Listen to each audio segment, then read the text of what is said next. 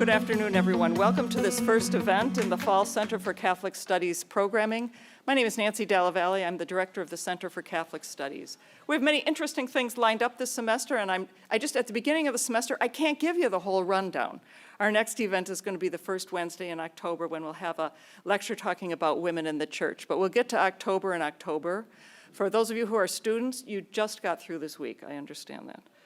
We're also welcoming those of you who join us online.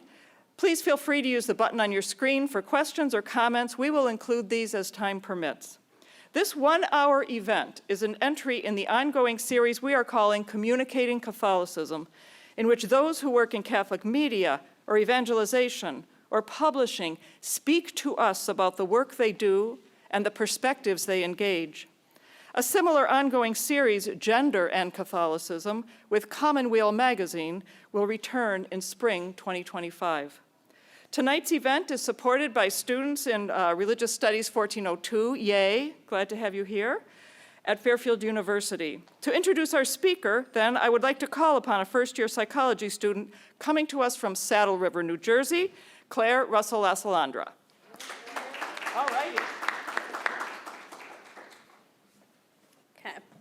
Good afternoon. Please welcome our guest speaker, Brenda Noriega. Ms. Noriega earned a master's degree in pastoral ministries from the University of Santa Clara and is now a graduate student in the doctoral program for theology and education at the School of Theology and Ministry at Boston College. Currently appearing in the pages of Commonweal magazine as a Synod Fellow, Ms. Noriega has served the Church at all levels, including on the International Youth Advisory Body for the Vatican, Dicastery for Laity, Family, and Life in Rome. Hi, everyone. Can you hear me? Yeah? All right. So, well, first of all, thank you. Thank you for having me. It is a pleasure, really, to be here with you. I was just sharing with Claire that it only took me 3 hours to get here. No traffic. Yay! I currently live in Boston with my husband, Rudy, and our little baby girl, Kathleen Guadalupe Flores. She is only 11 months, and she's adorable. She is crawling all over the place and learning to walk. So it is really great to be here with you. I want us to acknowledge that today is 9/11. Today is September 11. And so I would like to invite us to enter into prayer, to really ask for God's intercession for all the souls that were lost in a horrific event, but also for the families who still mourn their beloved. So let us offer a moment of silence and prayer. Good and heavenly God, we give you thanks for the gift of life, but we also want to ask you for your intercession. We want to ask you that you send your Holy Spirit upon us to set our hearts on fire, that we can continue fighting for peace, for justice, but also that you make us heralds of a message that gives life, that you help us, Lord, to bring kindness and to console those who mourn. We ask for the souls of those who died, but we also ask for their families and also for the families who suffer hate crimes after the 9/11 attack. We trust in your intercession, and we trust in the intercession of Mary, who is always walking with us. Amen. In the name of the Father, and the Son, and the Holy Spirit. To be young and Catholic today, it's not easy. It really is not easy. I think it's very difficult, or more difficult than it was for previous generations. We live in a world that is highly polarized, a world that it's an increased violence. We have, for example, and here I want to name, right, the 9/11 attacks. Yes, many died that day. But I also want to name the pain, the sorrow of all the families who were targeted with hate crimes after the attacks. According to the Watson Institute of International and Public Affairs at Brown University, following the 9/11 attacks, Muslims and people of Middle Eastern, South Asian, and Arab descent became targets of government racial profiling practices. They were attacked in the streets. Their places of worship were attacked, direct attacks. The government forced all male adults from Middle Eastern, South Asian, and Arab descent to register and be fingerprinted. They called it a special registration. Now, and this was in 2002, the Obama administration suspended this program in May 2011. The program had not resulted in a single terrorism-related conviction, despite tens of thousands of people forced to register. In 2017, Trump signed the Executive Order 13769, which banned citizens of 7 predominantly Muslim countries from visiting the United States for 90 days, indefinitely prohibited the entry of all Syrian refugees into the US, and blocked the entry of all other refugees for 120 days. President Joe Biden resigned the policy on his inauguration day. This is not a political message. This is a message of noticing and accepting that fear can trigger violence, that fear creates polarization, that the current environment that is highly polarized is nothing new. It just didn't happen the last 4 years or the last 8 years. The same thing happened during COVID-19, during the pandemic. There was a huge increase on the attacks, xenophobic attacks to Asian descent families. Personally, I had a friend whose father was attacked in the street. They are Filipino. The father, elderly, was called "You Chinese, brao de corona." Until today, her parents fear to walk in the streets alone. The polarization goes beyond narratives that separate us.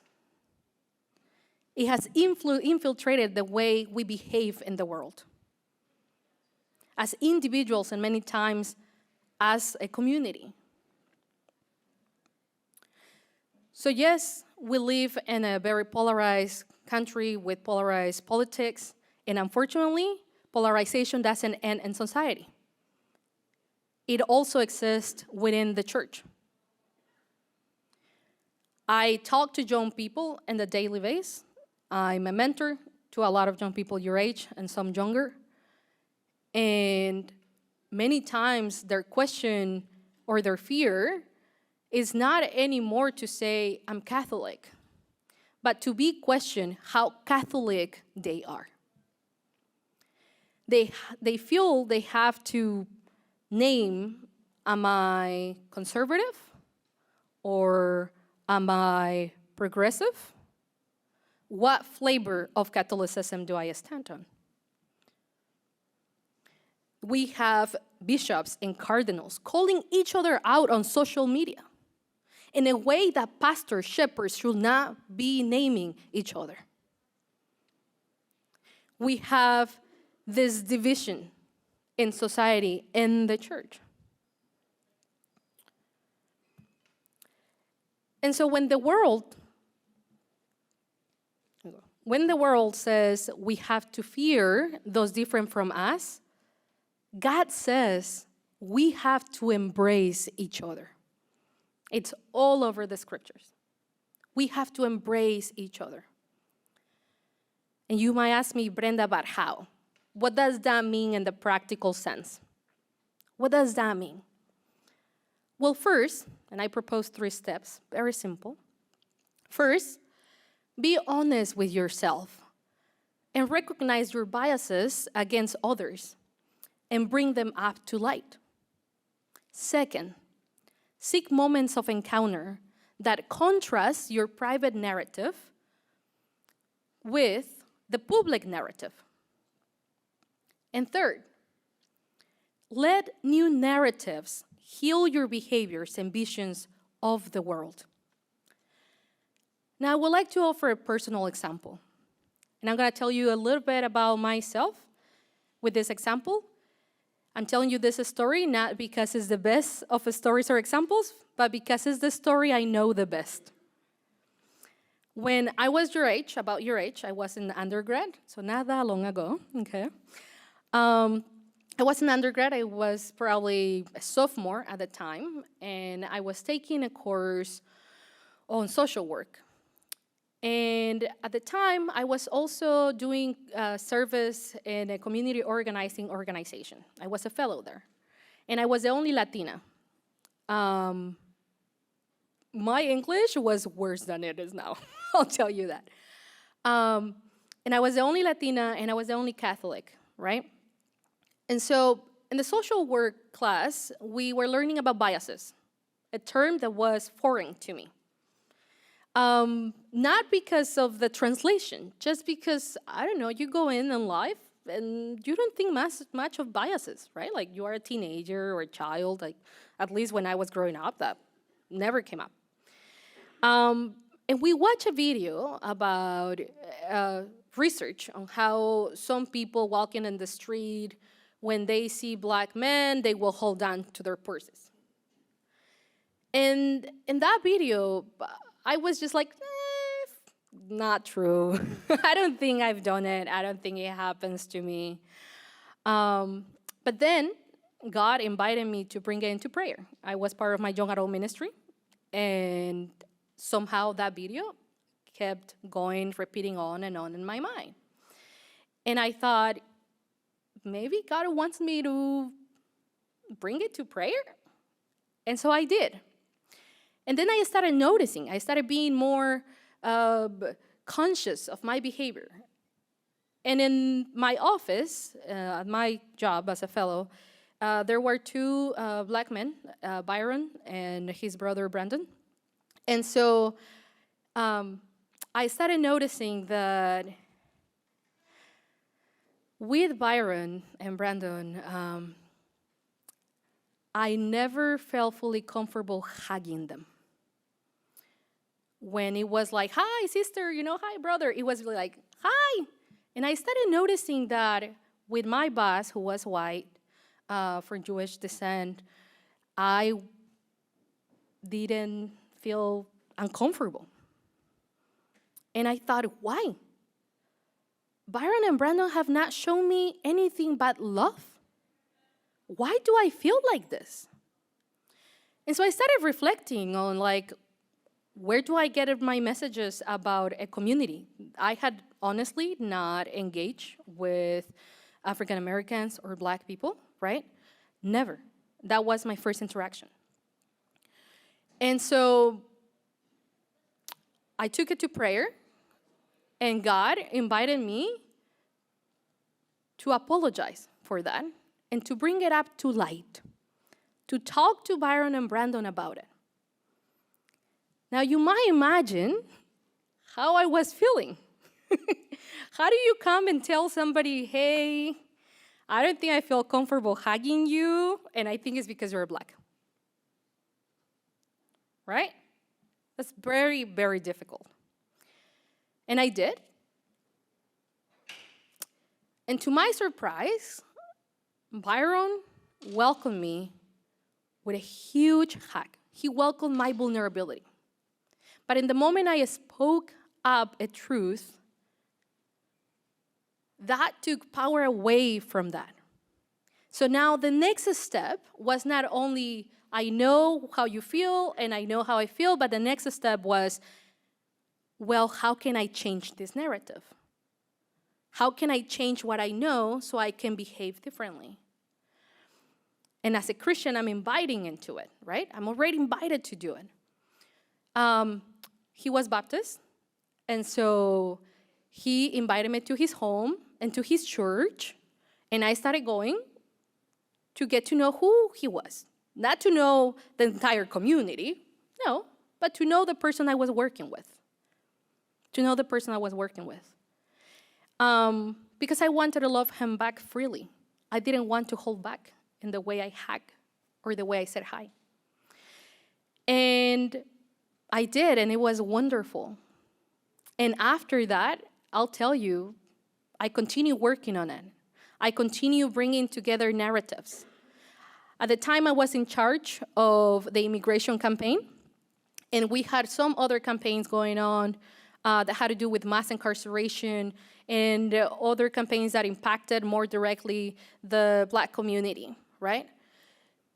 Before this beautiful encounter and multiple encounters with Byron, and speaking up my truth, and really a sin, bringing to light a sin, I even felt more engaged and willing to work politically in these campaigns and to advocate. Because then it was not about numbers, it was about people. I had names and faces. I was able to humanize social issues, right? So, my first point here is an invitation to you as being young and Catholic in a polarized world, in a polarized society and church. Be heralds of peace and justice. And don't forget that Jesus said, "This is how all will know that you are my disciples, if you have love for one another."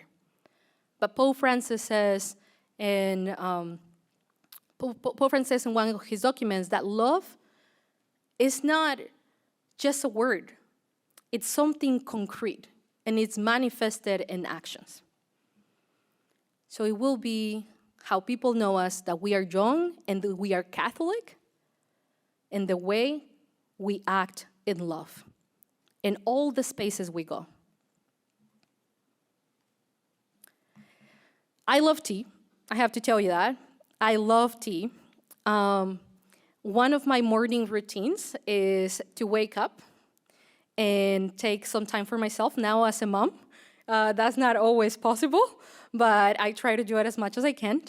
And I'm a fan of like the tea bags that have these little quotes. Yeah, you're familiar? And so I love them. I just love them. And there was this time, some time ago, that I was so enjoying my tea and just like taking a moment and trying to encounter God. And then I read my tea bag, and my tea bag said, "The purpose of life is to know yourself and love yourself and trust yourself and be yourself." So now, immediately, I was like, yes, tea bag, like, yes, you got it. It's about me, right? It's about getting to know myself, self-care. This is what I'm doing right now, self-care. But then I have to tell you, so my spirituality is like half Ignatian and half Franciscan, right?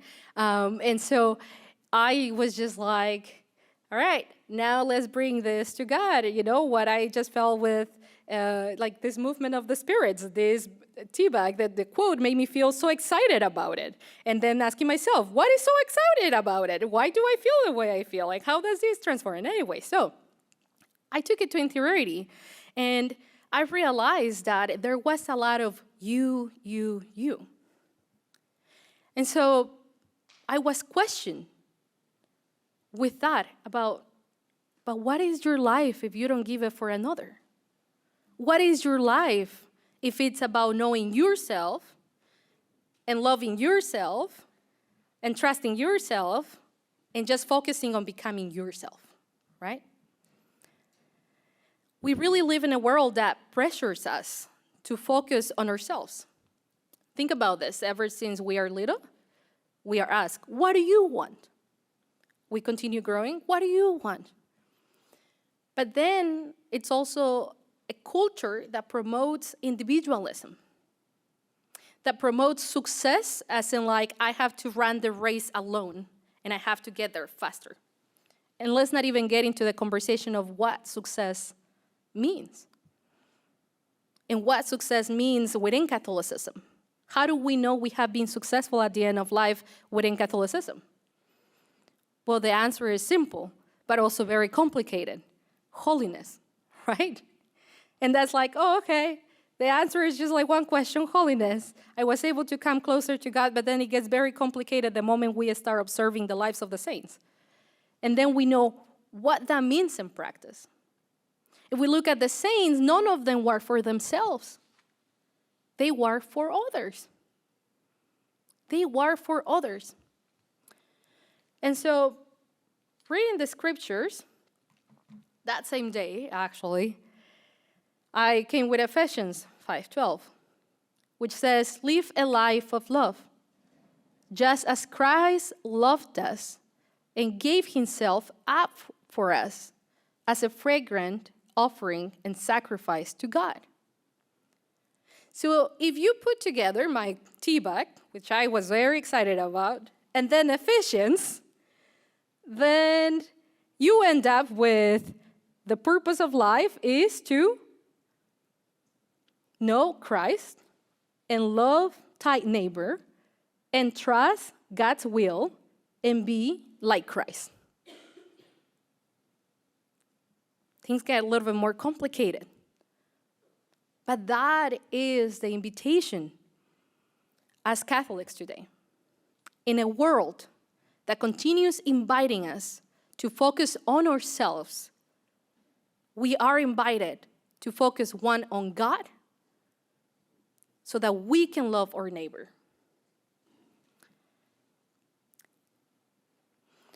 So, how can we do this? If you are confirmed, and you decided to come to confirmation fully on your own terms, right? Then I'll tell you this. You already took a step forward, and that is phenomenal. I love to tell my confirmation candidates, I volunteer here and there in my parish helping with confirmation, and I love to remind them that confirmation is the first time that they act as adults. For the Catholic Church or in the church, you become into adulthood when you claim your faith, when you confirm your faith. And I think that's the most beautiful thing. That one of the main decisions in our lives that we make as adults is to say, I want to be Catholic. I want to follow God. I'm still unsure about how that looks like. That's fine. But I'm here for the journey, right? So Pope Francis gives us another hint as in a how-to. How can we become for others? Pope Francis in Christus Vivit, paragraph 75 and 76, in case you want to find them, but I'm going to read them right now, and I invite you to pay attention to his words and really bring them to interiority. A paragraph I love very much, and I'm a big fan of. Pope Francis says, as a church, may we never fail to weep before these tragedies of our young. May we never become inured to them, for anyone incapable of tears cannot be a mother. We want to weep so that society itself can be more of a mother, so that in place of killing, it can learn to give birth, to become a promise of life. We weep when we think of all those young people who have already lost their lives due to the poverty and violence. And we ask society to learn to be a caring mother. None of this pain goes away. It stays with us because the harsh reality can no longer be concealed. The worst thing we can do is adopt that worldly spirit whose solution is simply to anesthetize young people with other messages, with other distractions, with trivial pursuits. Perhaps those of us who have a reasonably comfortable life don't know how to weep. Some realities in life are only seen with eyes cleansed by tears. I would like each of you to ask yourself this question: can I weep?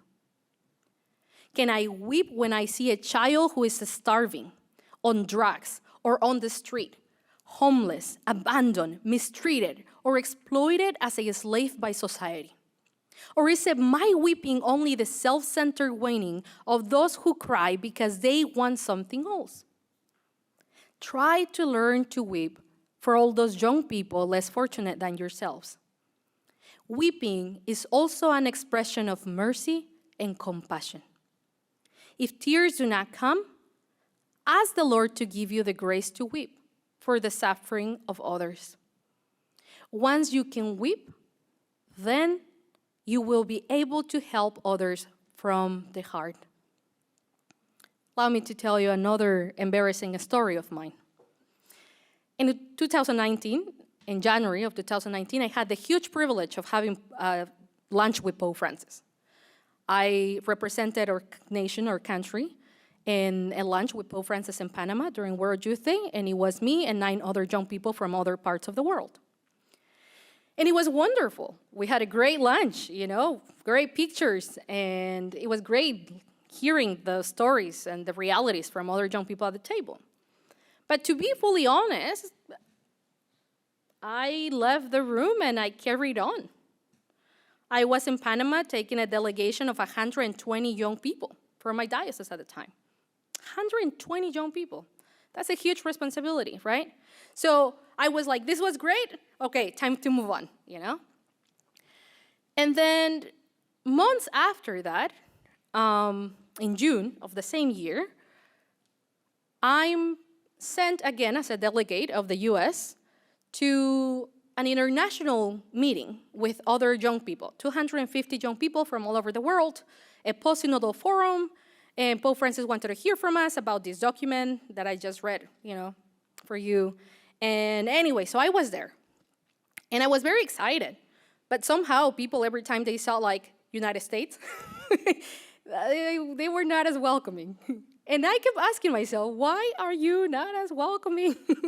I'm just here as a Catholic. But I was very naive, once again, of how social reality can impact our behaviors, right? And our perception of the other. And so anyways, we come back from our countries. Everyone goes home, and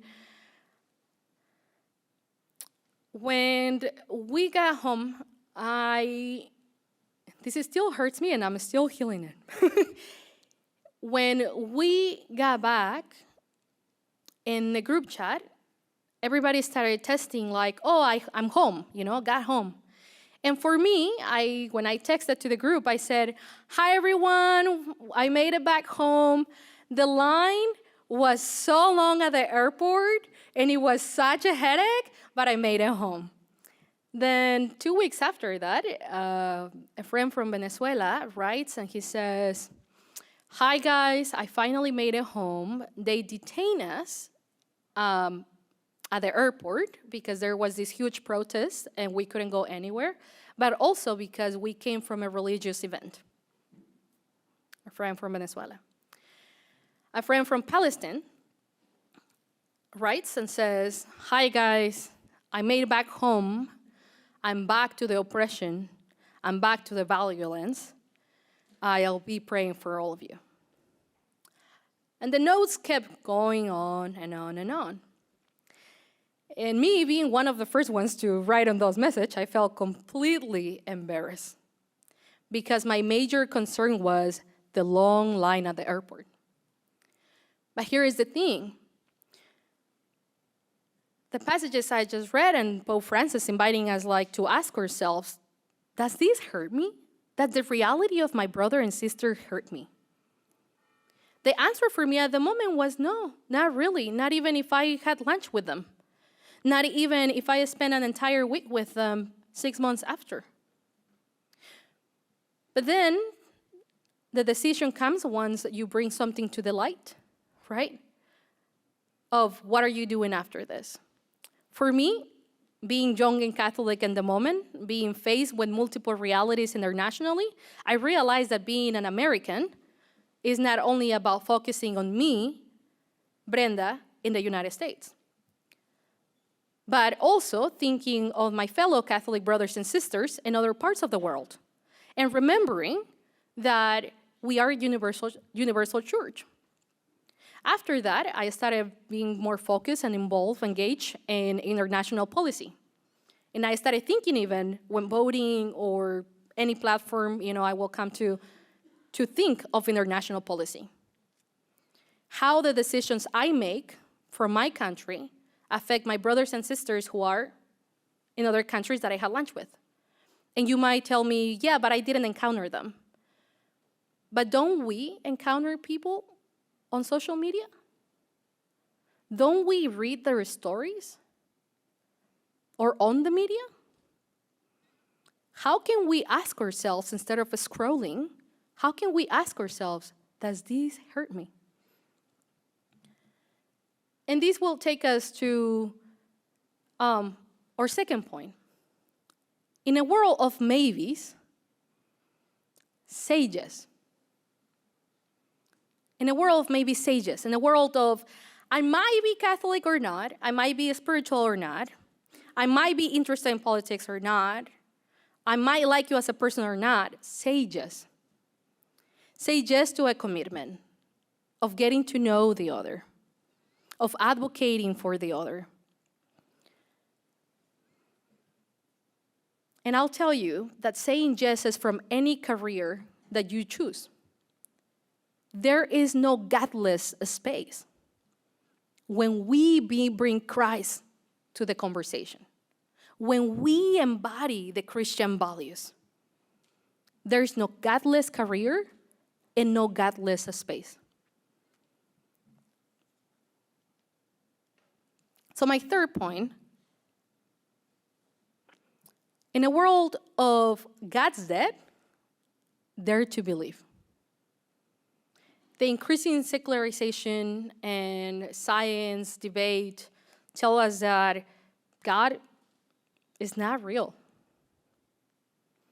That spirituality, even when I say God invited me into, somebody will tell me in the field of psychology, not talking about you, Claire, it was all in your mind.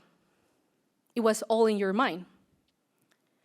Dare to believe that God's omnipresence, right? And God's omnipresence, dare to believe that God is everywhere. And that God is inviting you in every space, everywhere you go, God is inviting you to encounter him. In the Ignatian tradition of finding God in all things. It really means in all things.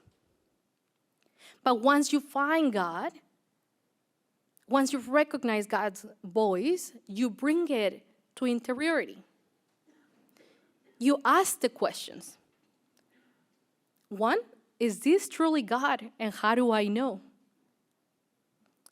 Two, what is God calling me?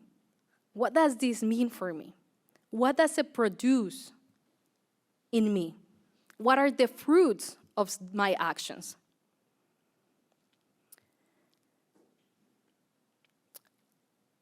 In that year, in 2019, about finding God in all things, right? I came back very conflicted. I'll tell you, when I was in Rome for 2 weeks or a week, for an entire week in the Posinodo Forum, sharing, going to these magnificent temples. That was my first time in Rome.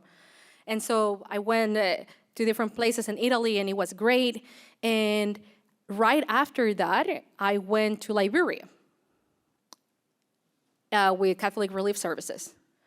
And I went to Liberia for a week.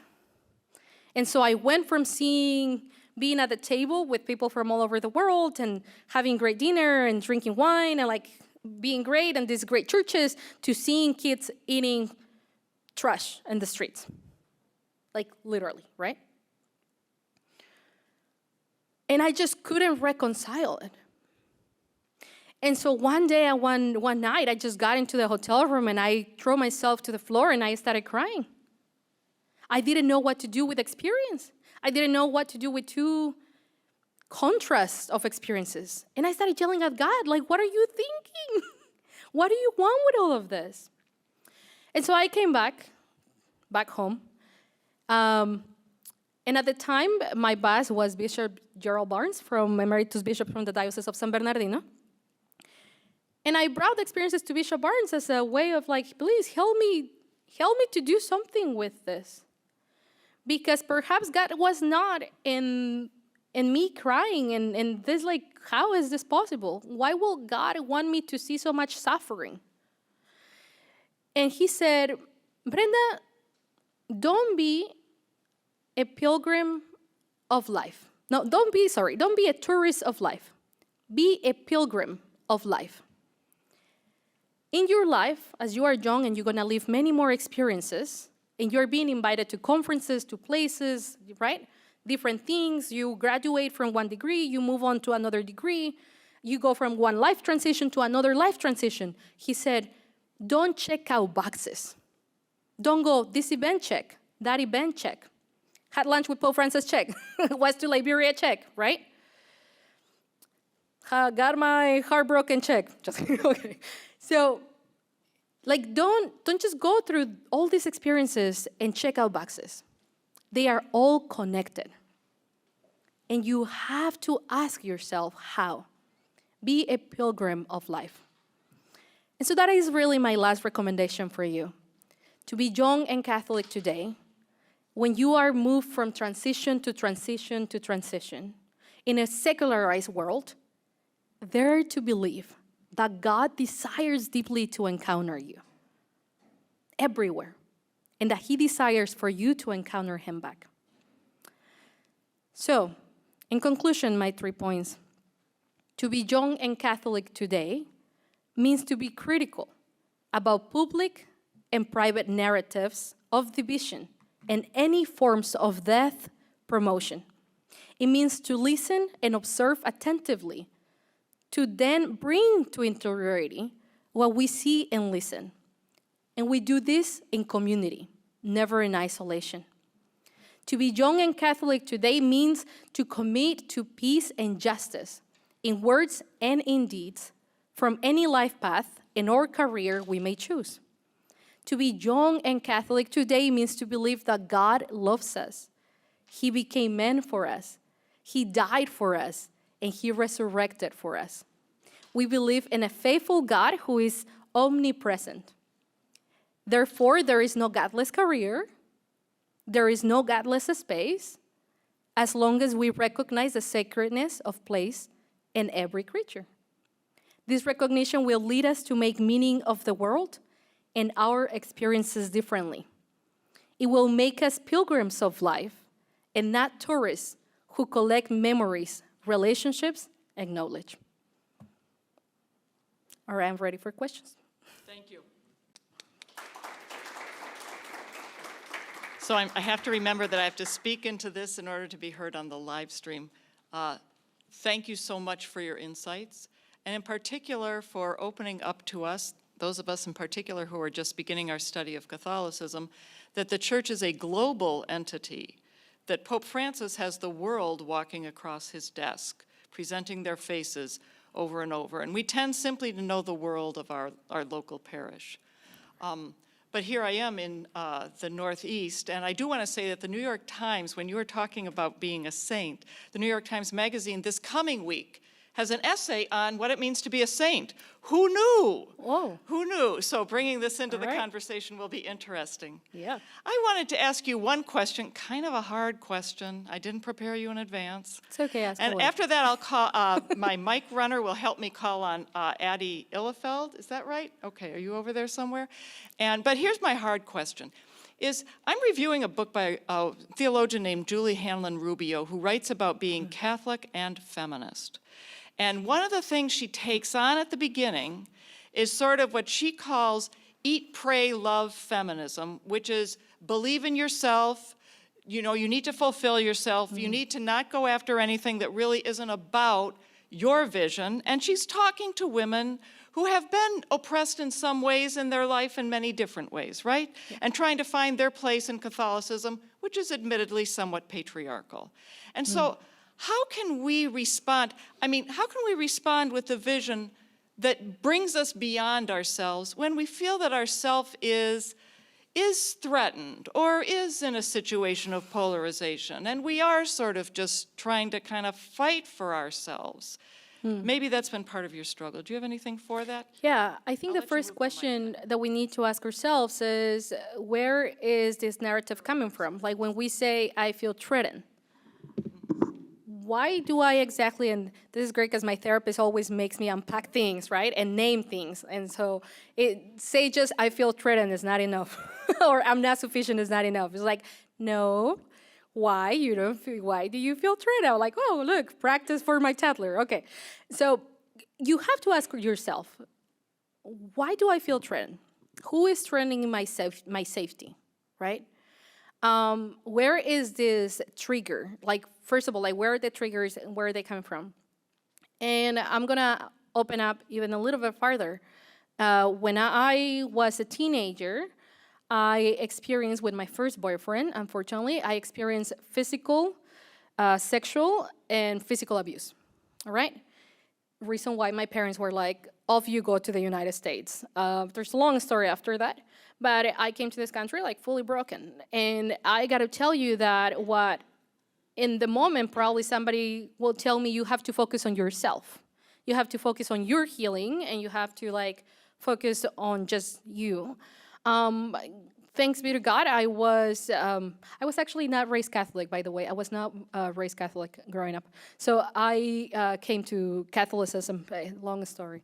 And when I came to the U.S., thanks be to God, I was invited into a retreat, and it was in community that I learned to heal, and that I learned to ask the questions of what is harm, first of all, right? Like, what are the wounds? And what is, like, pain? And then, what does this mean or is doing in my life? And who can heal this? I think that's key as Catholics. And we have to differentiate. I mean, you talk about a book with a very specific audience. But to be Catholic is a decision, right? There are so many narratives out there. And it's a decision, like I said, to believe. You have to believe that God wants to heal you, and that God wants to heal you in community. Yeah, I think that's what I have to say. Like, how do you respond? You respond with a firm decision of your faith.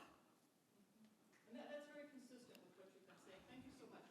Now, say your name, please, our first questioner, and ask your question. Thank you. I'm Addie. I was going to ask, you mentioned traveling the world a lot.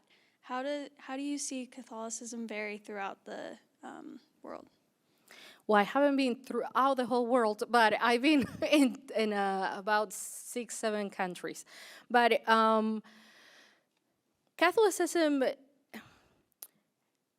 something I was telling Nancy even, like even in the U.S., being in the different dioceses and traveling throughout the country, but even in the world, I think in the U.S., a lot of times we think that Catholicism looks in other countries the same it looks here. And many times we even want to impose the way we do Catholicism onto other nations.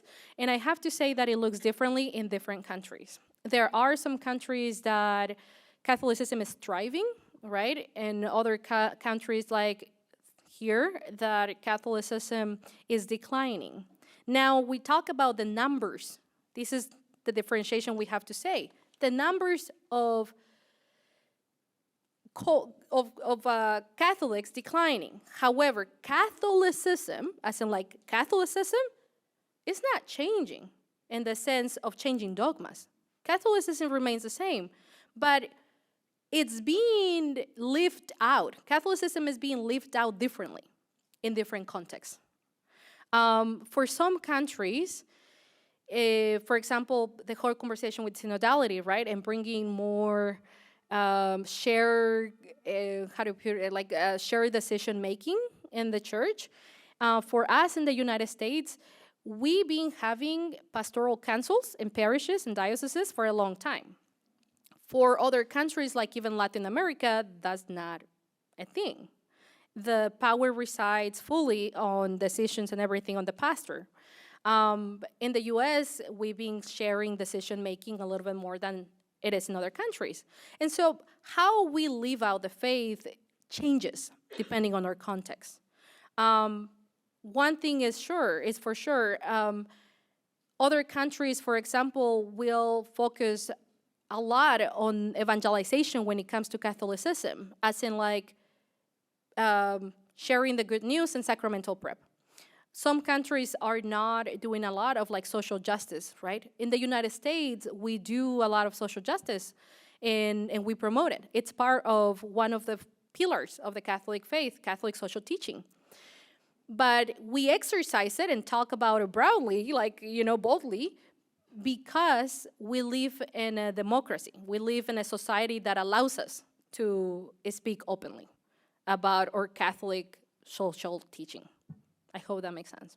So Catholicism is not changing as in dogmas, but it's changing the way we live out Catholicism.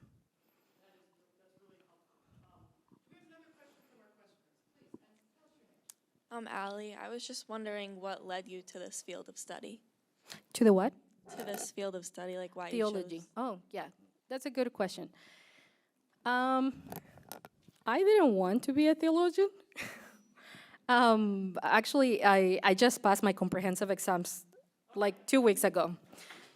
Thank you.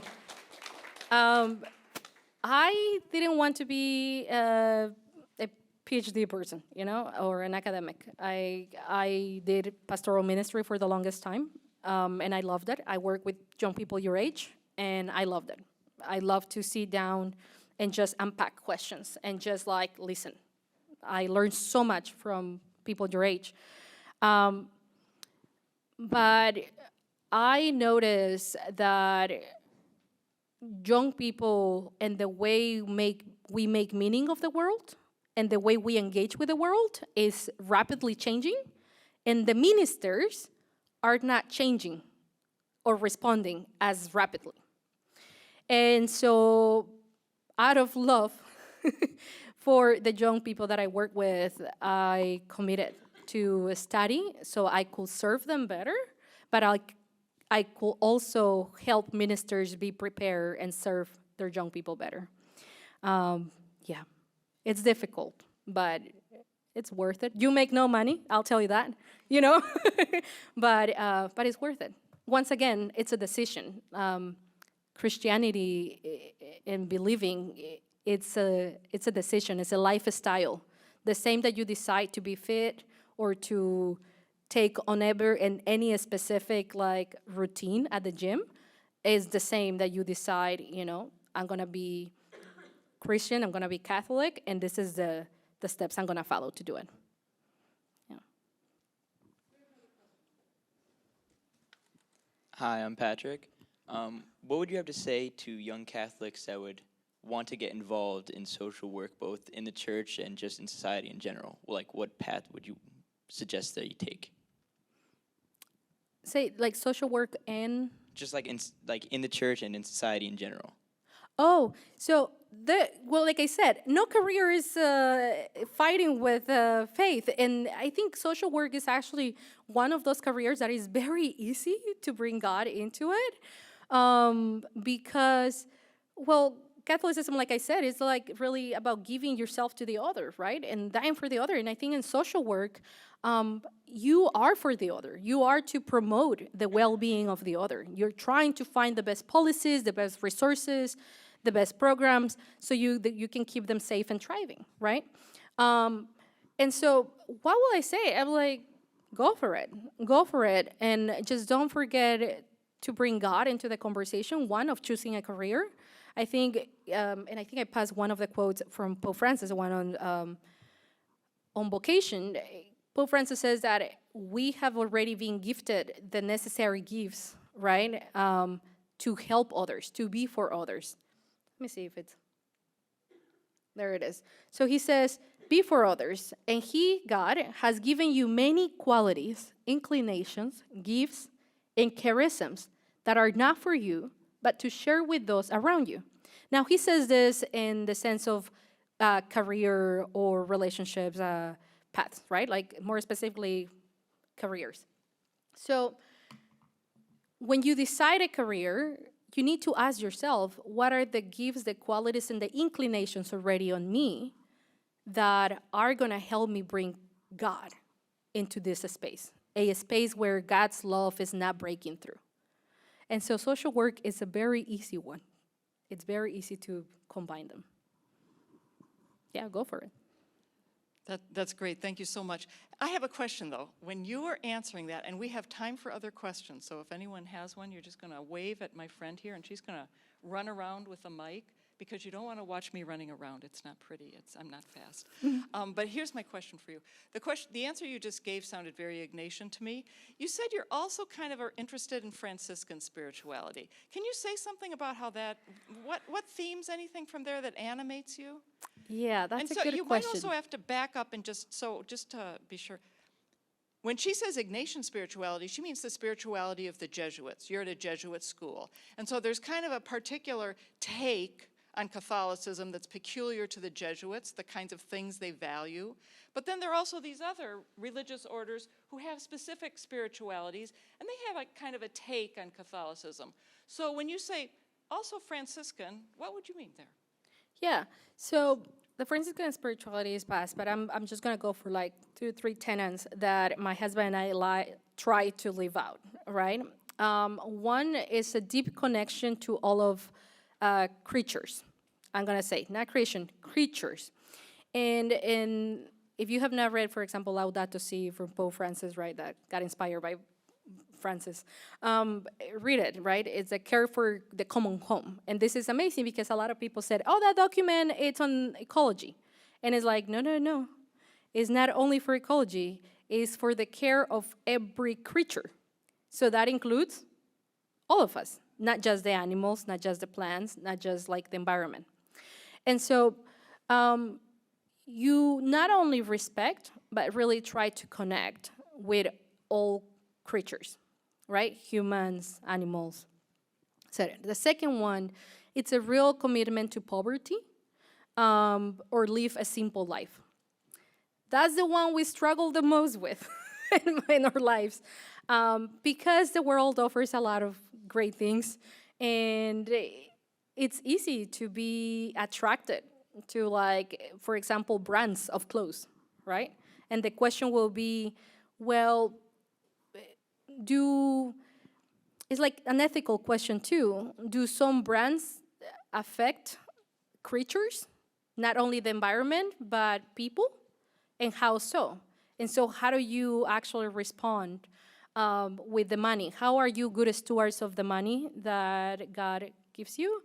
But how do you commit to a simple life? Because to be honest, we don't really need of much to live, to actually just live, right? So how do we commit? And that's part of the Franciscan spirituality is very, not that the Ignatians and the Jesuits are not, but the Franciscans, that is one of their charisms. And so due to time, I'll leave it to those two. A deep connection to all creatures and a commitment to poverty. You know, that's great. Now, of course, now I want to make a joke, theologian to theologian, about you don't have to worry about poverty. You've chosen it. It's good. But, That's true. which is true. But as you also know, it's true to an extent, as you experienced, you know, with a real growing self-awareness, when you returned home from your trip and you said, long line at the airport, sad face, and other people are facing, you know, very significant oppression or poverty or struggle, right? Yeah. How do you, when you're engaging with people from around the world, how do you be yourself, but also be self-aware? Because it seems to me that often the charge against people from the United States is we're not very self-aware. Is that?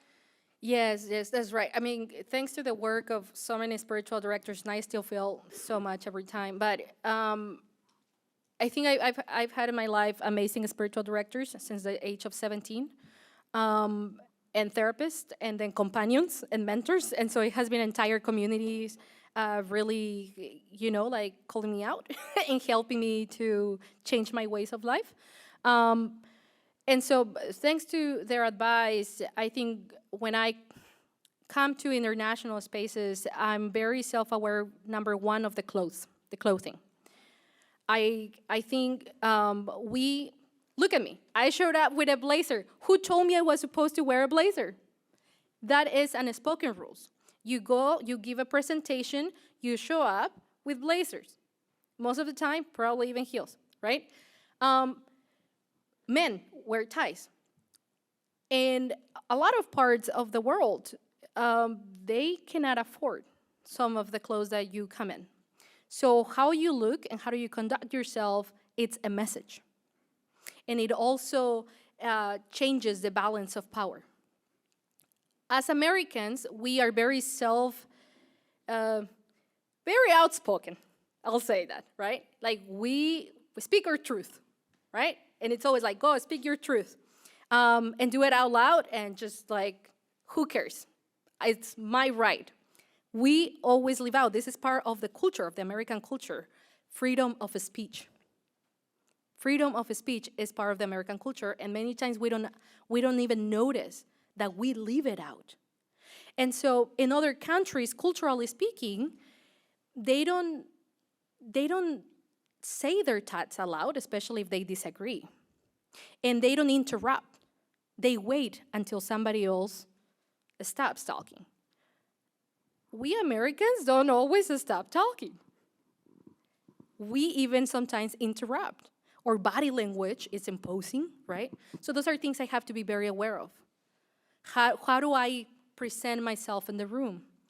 When I was part of the International Youth Advisory Body for 4 years, which is a group of 20 young people that we represent ourselves basically, but 20 young people from different parts of the world to advise a dicastery and sometimes Holy Father. So when we were in these conversations, one of the ways I tried to be very mindful of was to not speak aloud or to not ask a lot of questions and wait until the end. I also started noticing that young people from Western countries, right, will do it often. And people from countries like Asia or Africa will be more timid and step back, and that had to do with their culture. So sometimes I function as moderator. Because one of the benefits of being in the US is diversity. We are used to diversity. And we, as the document of the USCCB, as the Catholic Church in the United States, we recognize the gifts of every cultural family. And so in that room in diversity, I wanted to recognize the gifts of every single young person. So how do you conduct yourself in the room and be aware that who you are and how you behave can change the balance of power or power dynamics. That's really helpful. You started by talking about our need to encounter one another. And now you're giving us some self-awareness that you say you came to fully in prayer by being able to understand. This is a very helpful lesson for us. People, I want to say thank you very much for your good attention tonight. Thank you so much, Brenda Noriega, for being with us from Boston College. Thank you for having me. Thank you.